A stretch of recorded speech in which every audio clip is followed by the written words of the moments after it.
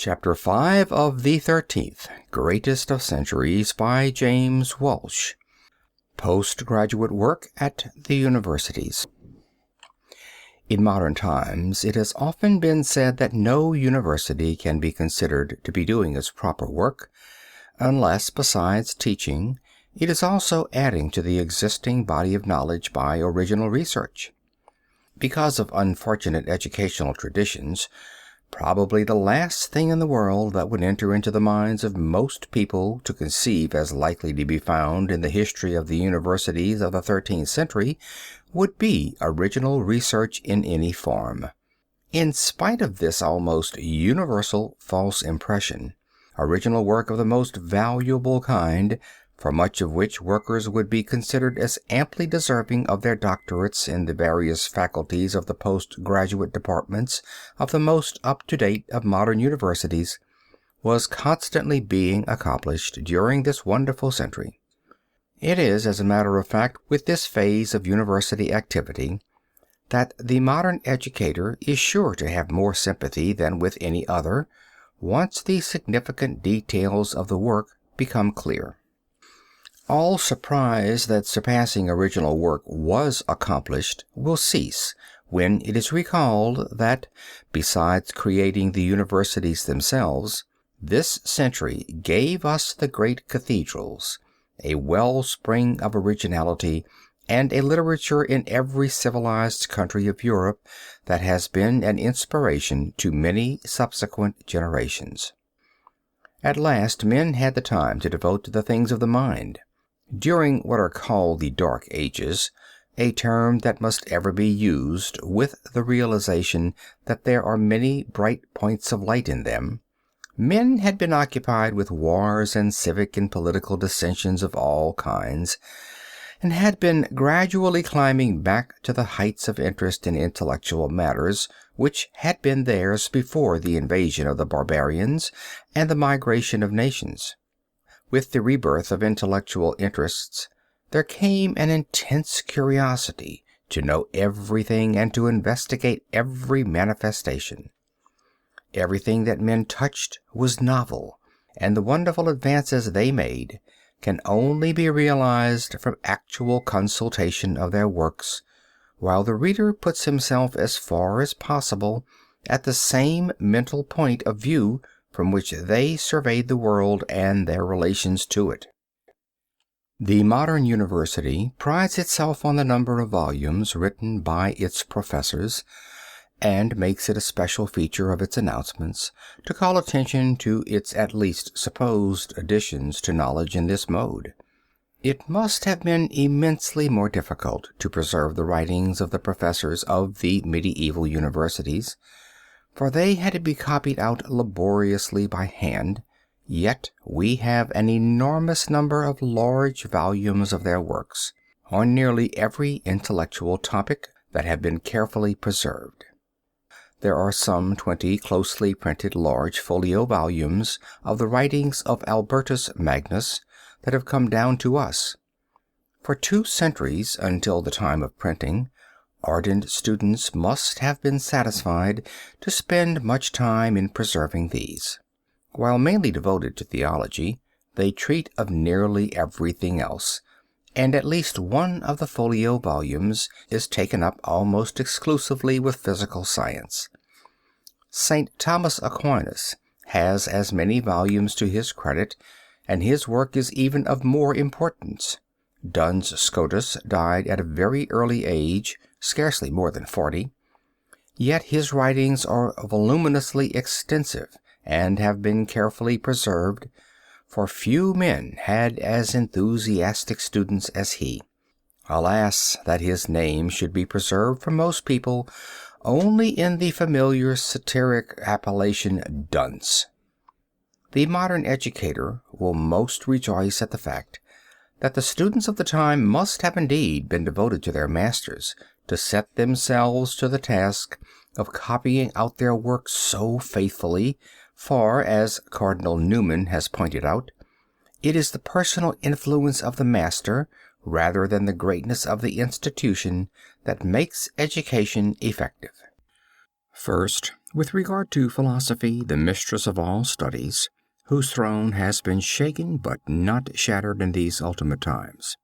After all, it must not be forgotten that this was the great century of the development of scholastic philosophy. While this scholastic philosophy is supposed by many students of modern philosophy to be a thing of the past, it still continues to be the basis of the philosophical teaching in the Catholic seminaries and universities throughout the world. Catholic philosophers are well known as conservative thinkers and writers, and yet are perfectly free to confess that they consider themselves the nearer to truth the nearer they are to the great scholastic thinkers of the 13th century. Even in the circle of students of philosophy who are outside the influence of scholasticism, there is no doubt that in recent years an opinion much more favorable to the schoolmen has gradually arisen. This has been due to a study of scholastic sources. Only those despise and talk slightingly of scholasticism who either do not know it at all or know it only at second hand. With regard to the system of thought as such, ever is it true that the more close the acquaintanceship, the more respect there is for it.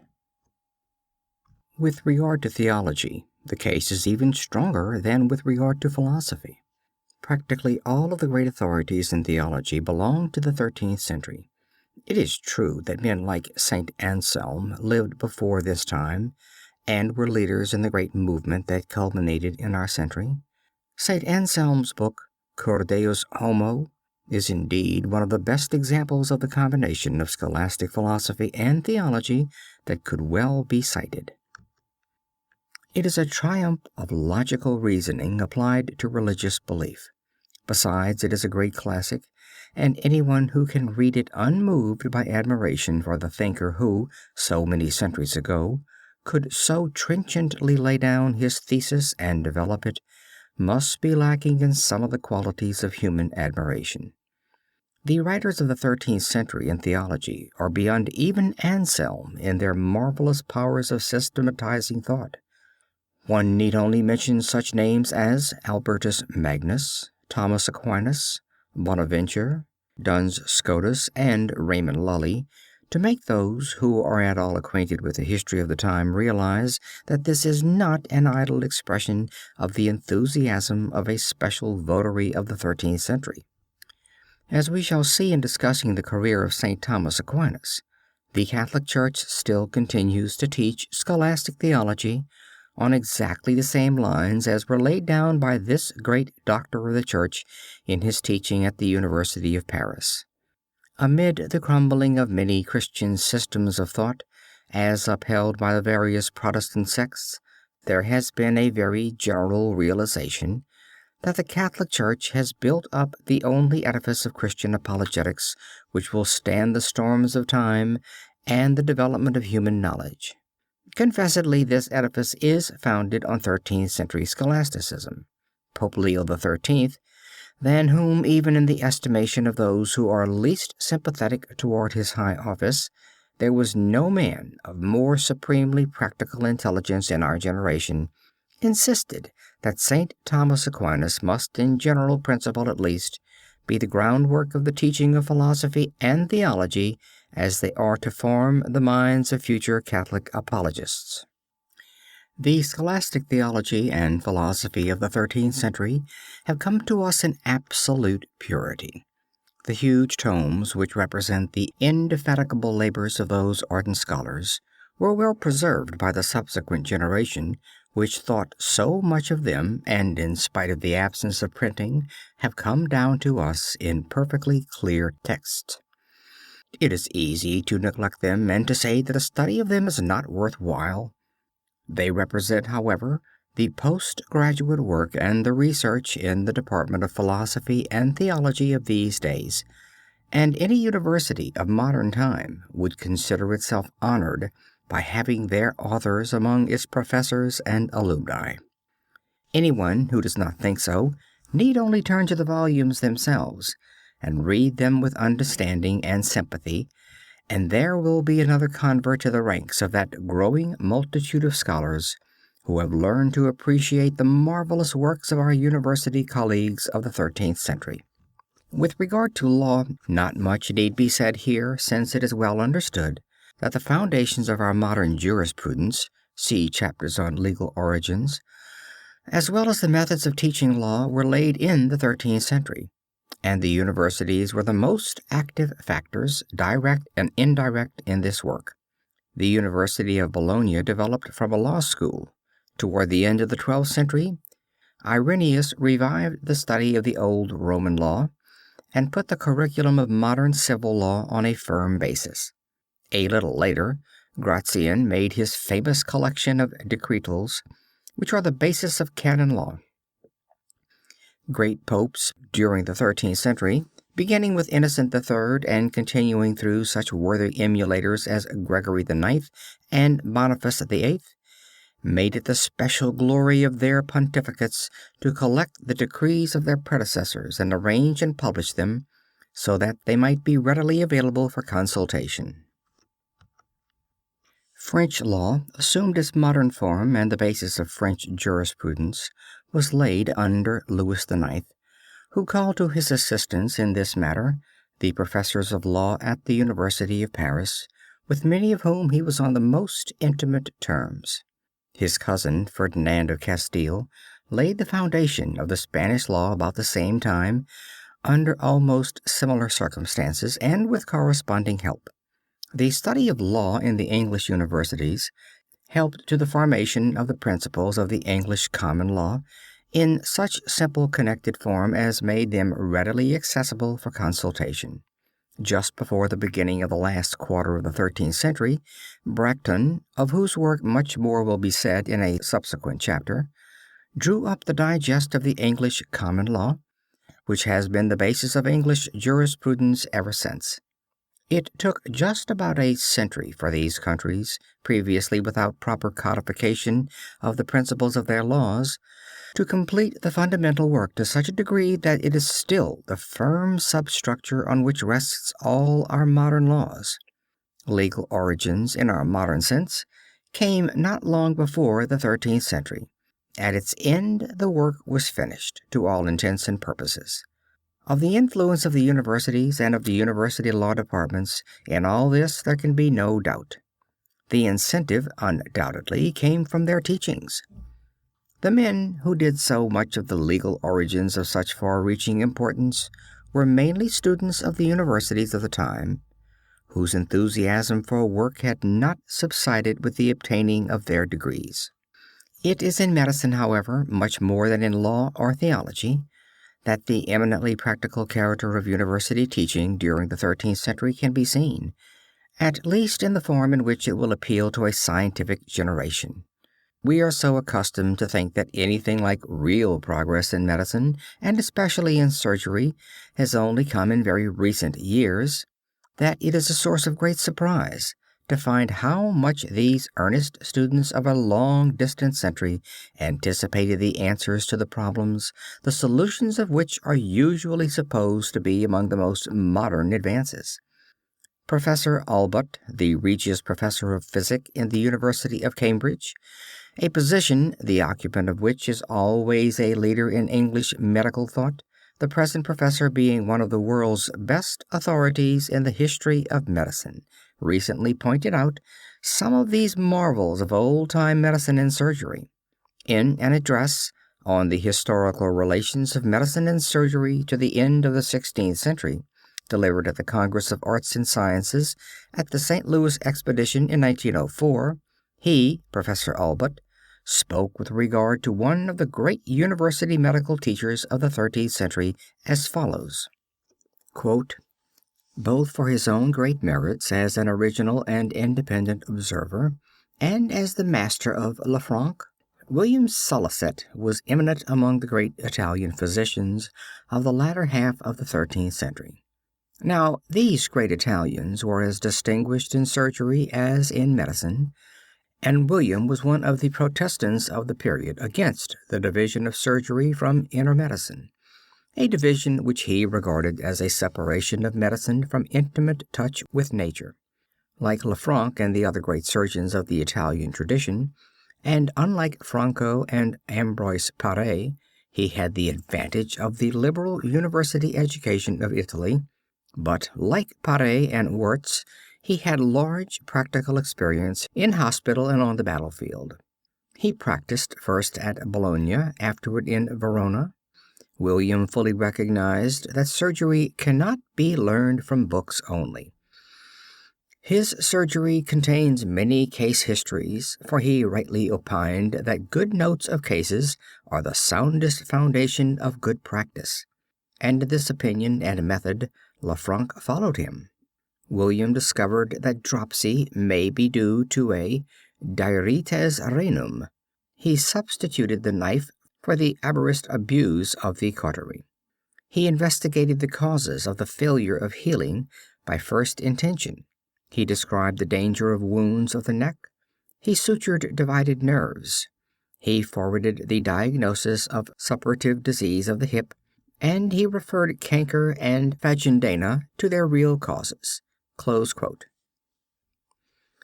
This paragraph sets forth some almost incredible anticipations of what are usually considered among the most modern phases of medicine and surgery. Perhaps the most surprising thing is the simple statement that Salicet recognized that surgery cannot be learned from books alone. His case histories are instructive even to the modern surgeon who reads them. His insistence on his students making careful notes of their cases as the soundest foundation of progress in surgery is a direct contradiction of nearly everything that has been said in recent years about medieval medicine and especially the teaching of medicine.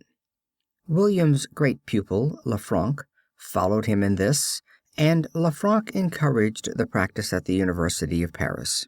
There is a notebook of a student at the University of Paris, made toward the end of the 13th century, carefully preserved in the Museum of the University of Berlin. This notebook was kept during Lanfranc's teaching and contains some sketches of dissections, as well as some illustrations of operative procedures, as studied with that celebrated surgeon. The tradition of case histories continued at the University of Paris down to the beginning of modern surgery. Some of the doctrines in medicine that William of Salicet stated so clearly sound surprisingly modern. The connection, for instance, between dropsy and diabetes renum, hardening of the kidneys, shows how wonderfully observant the old master was. At the present time, we know very little more about the dropsical condition associated with chronic Bright's disease than the fact that it constantly occurs where there is a sclerosis or contraction of the kidney. Bright, in his study of albuminuria and contracted kidney, practically taught us no more than this, except that he added the further symptom of the presence of albumin in the urine. It must have been only as a result of many carefully studied cases, followed by autopsies, that any such doctrine could have come into existence. There is a dropsy that occurs with heart disease. There's also a dropsy in connection with certain affections of the liver. And yet the most frequent cause is just this hardening of the kidneys, spoken of by this middle of the 13th century Italian professor of medicine, who, if we would believe so many of the historians of medicine, was not supposed to occupy himself at all with ante and post-mortem studies of patients, but with the old-time medical authorities. Almost more surprising than the question of dropsy is the investigation as to the causes of the failure of healing by first intention. The modern surgeon is very apt to think that he is the only one who ever occupied himself with the thought that wounds might be made to heal by first intention and without the occurrence of suppuration or granulation. Certainly no one would suspect any interest in the matter as far back as the 13th century. William of Salicet, however, and Lanfranc, both of them occupied themselves very much with this question, and evidently looked at it from a very practical standpoint.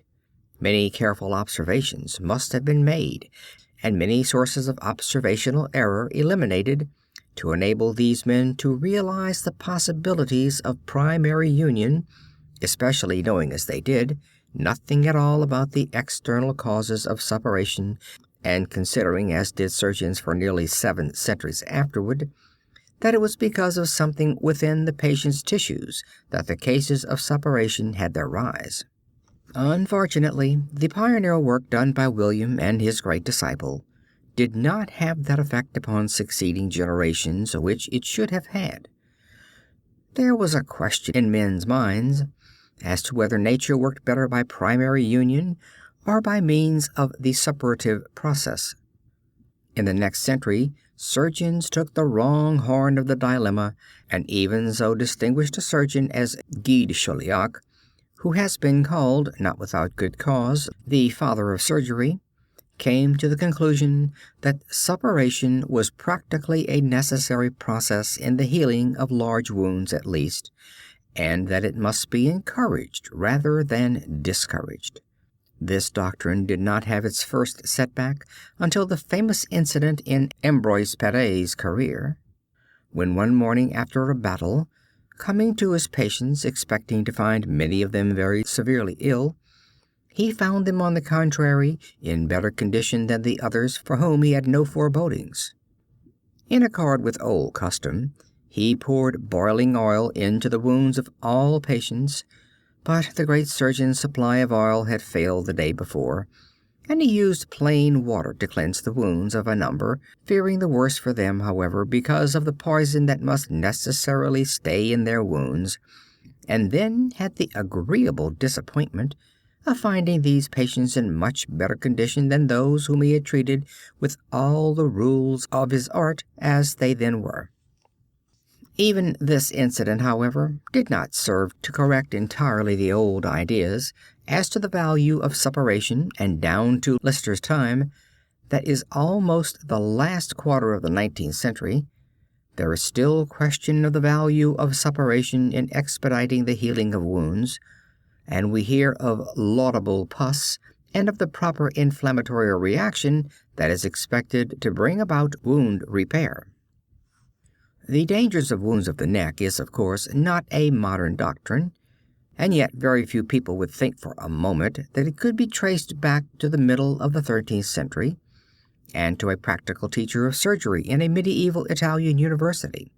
Here, once more, there is evidence of the work of a careful observer, who has seen patients expire in a few minutes as the result of some serious incident during the course of operations upon the neck.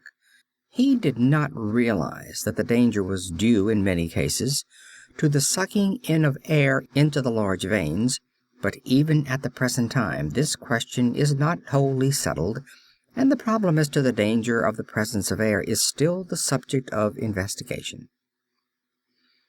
As to the suture of divided nerves, it would ordinarily, as a matter of course, be claimed by the most modern historians of surgery, and by practically all surgeons, as an affair entirely of the last half-century. William of Salicet, however, neglected none of the ordinary surgical procedures that could be undertaken under the discouraging surgical circumstances in which he lived. The limitations of anesthesia, though there was much more of this aid than there has commonly been any idea of, and the frequent occurrence of suppuration must have been constant sources of disheartenment. His insistence on the use of the knife rather than on the cautery shows how much he appreciated the value of proper healing.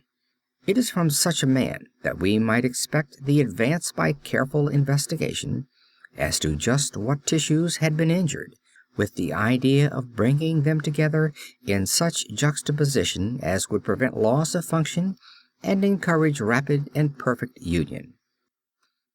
Perhaps to the ordinary individual, Williams's reference of certain known venereal affections to their proper cause will be the most astonishing in this marvelous list of anticipations of what is supposed to be very modern. The whole subject of venereal disease, in anything like a scientific treatment of it, is supposed to date from the early part of the 16th century.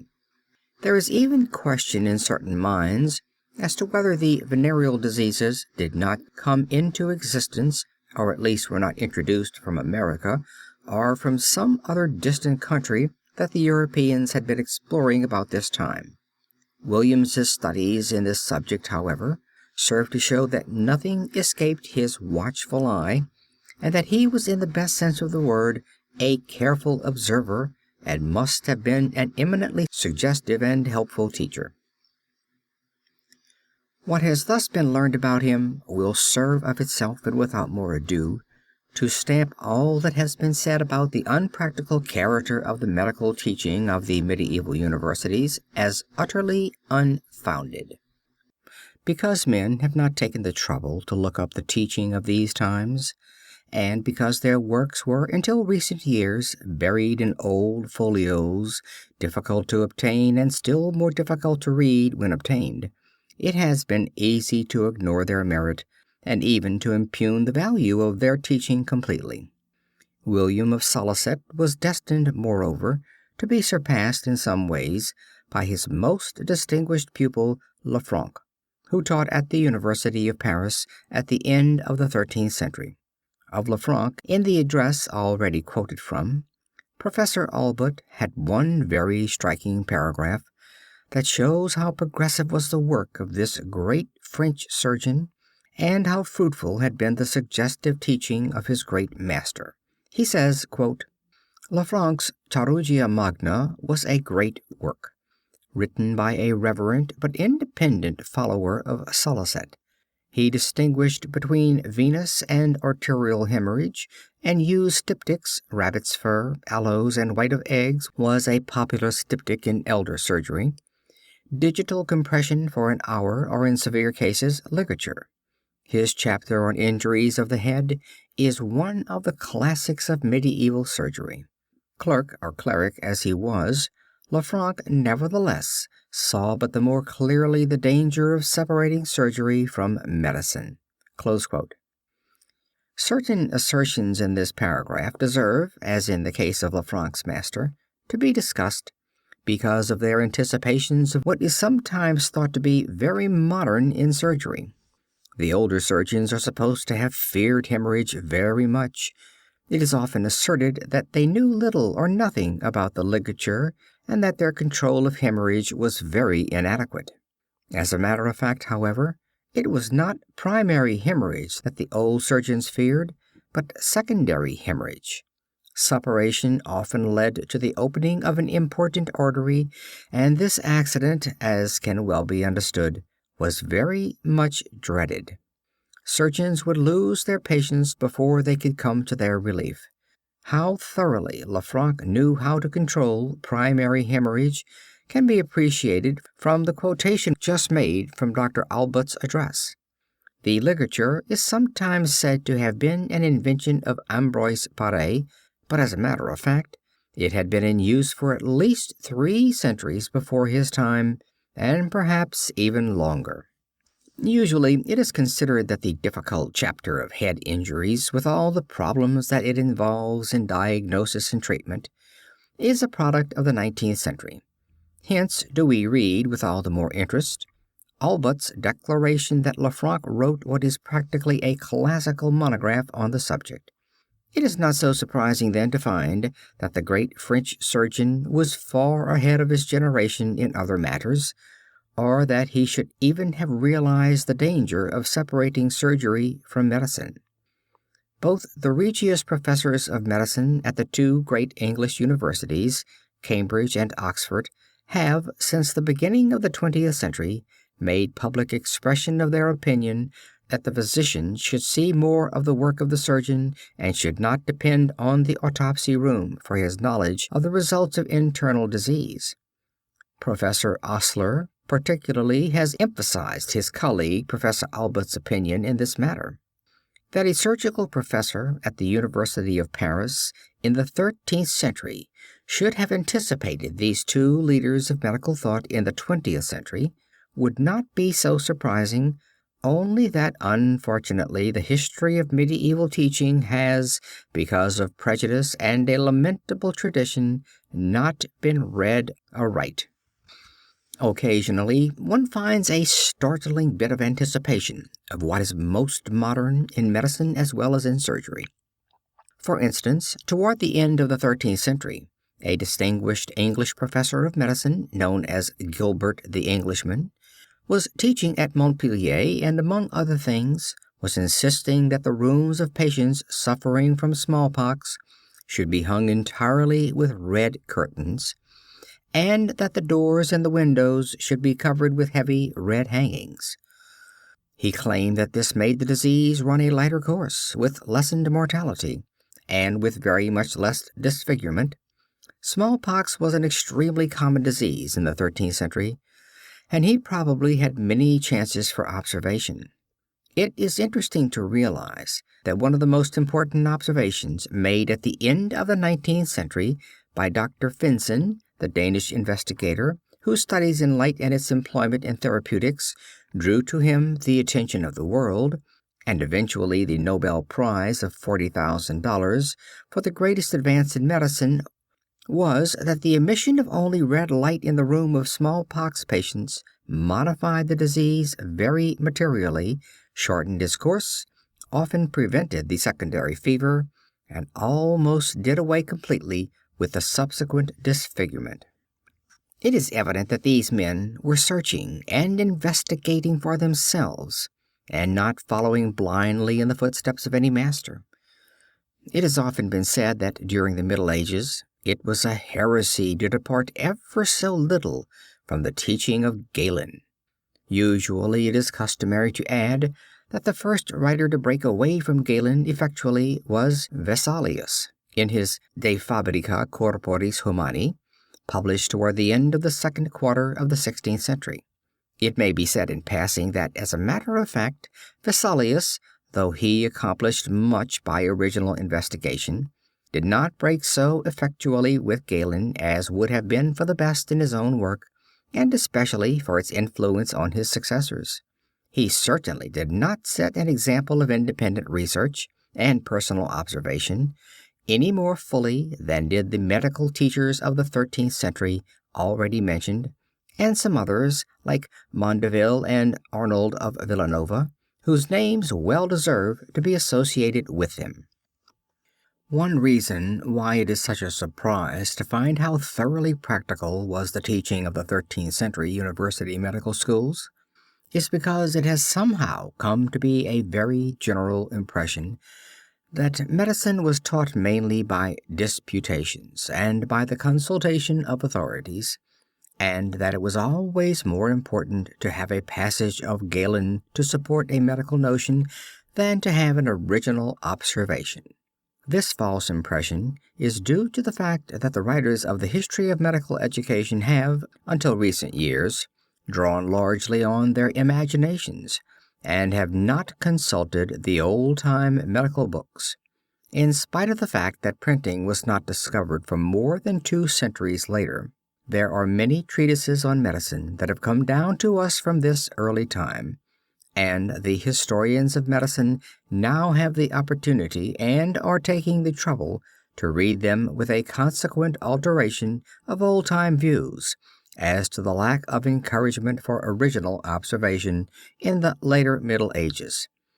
These old tomes are not easy reading, but nothing daunts a German investigator bound to get to the bottom of his subject, and such men as Pagel and Puschmann have done much to rediscover for us medieval medicine. The French medical historians have not been behind their German colleagues, and magnificent work has been accomplished, especially by the republication of old texts. William of Salicet's surgery was republished by Fittot at Toulouse in 1898. Mondeville's surgery was republished under the auspices of the Society for the Publication of Old French Texts in 1897 and 1898. These republications have made the works of the old-time surgeons readily available for study by all interested in our great predecessors in medicine all over the world. Before this, it has always been necessary to get to some of the libraries in which the old texts were preserved, and this, of course, made it extremely difficult for the ordinary teacher of the history of medicine to know anything about them.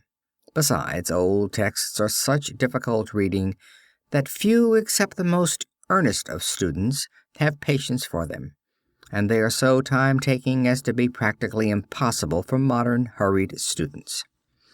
Unfortunately, writers of the history of medicine filled up this gap in their knowledge only too frequently, either out of their imaginations or out of their inadequate authorities, with the consequence of inveterating the old-time false impression with regard to the absence of anything of medical or surgical interest even in the later Middle Ages.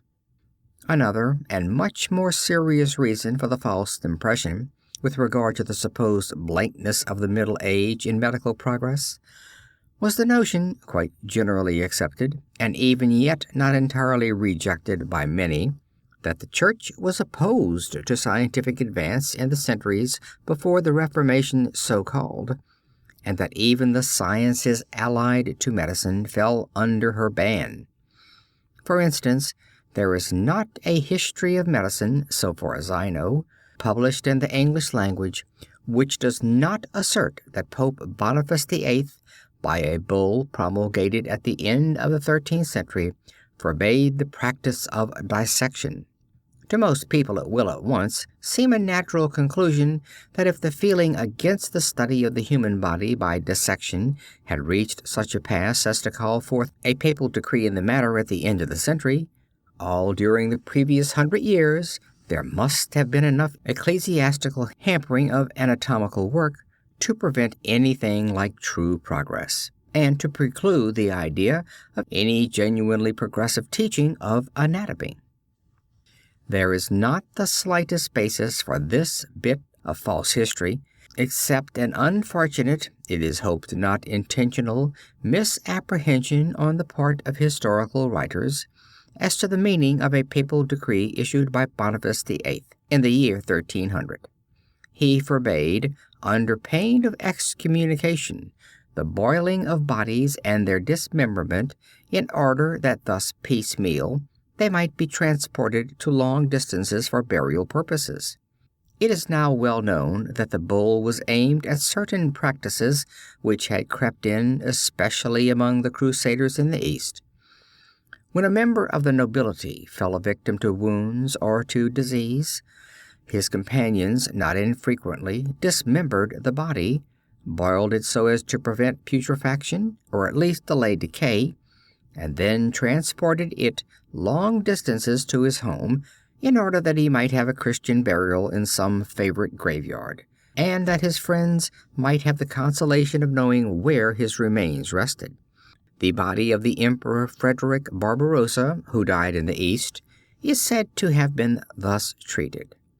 Boniface was one of the most broadly educated men of his time, who had been a great professor of canon and civil law at Paris when younger, and realized the dangers involved in such a proceeding from a sanitary standpoint, and he forbade it, requiring that the bodies should be buried where the persons had died.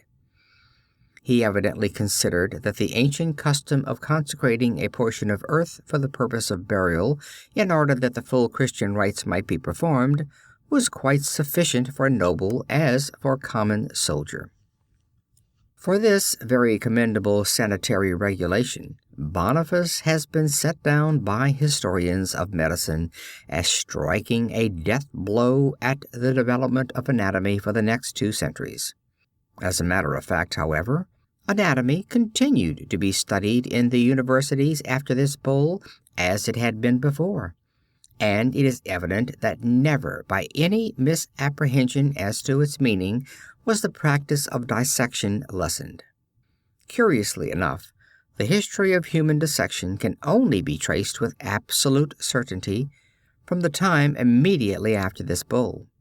It is during the next 25 years that the University of Bologna, which was always closely in touch with the ecclesiastical authorities in Italy, and especially with the Pope, that the foundations of dissection as the most important practical departure of medical teaching were laid by Mondino, whose book on dissection continued to be the textbook used in most of the medical schools for the next 2 centuries.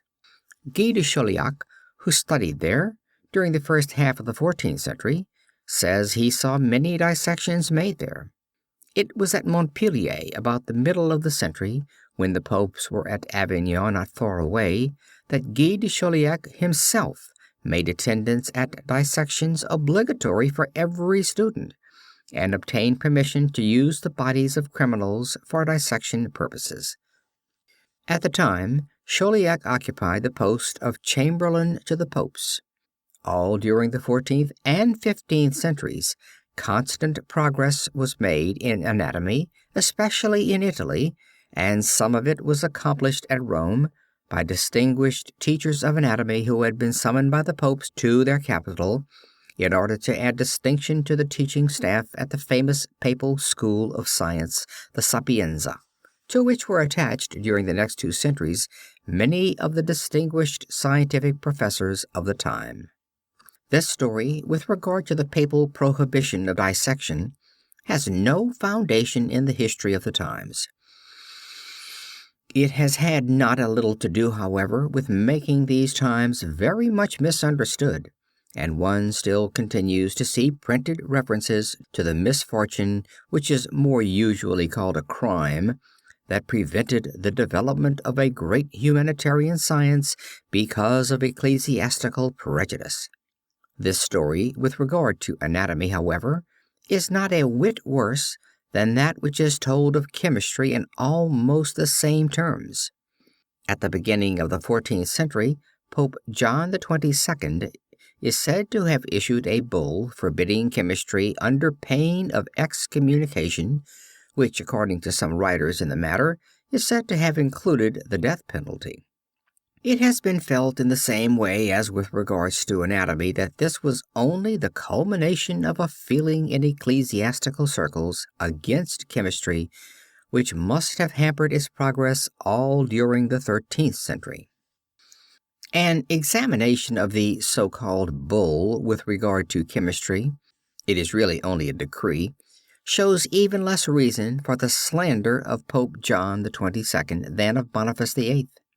John had been scarcely a year on the papal throne when he issued this decree forbidding, quote, alchemies, close quote, and inflicting a punishment upon those who practiced them.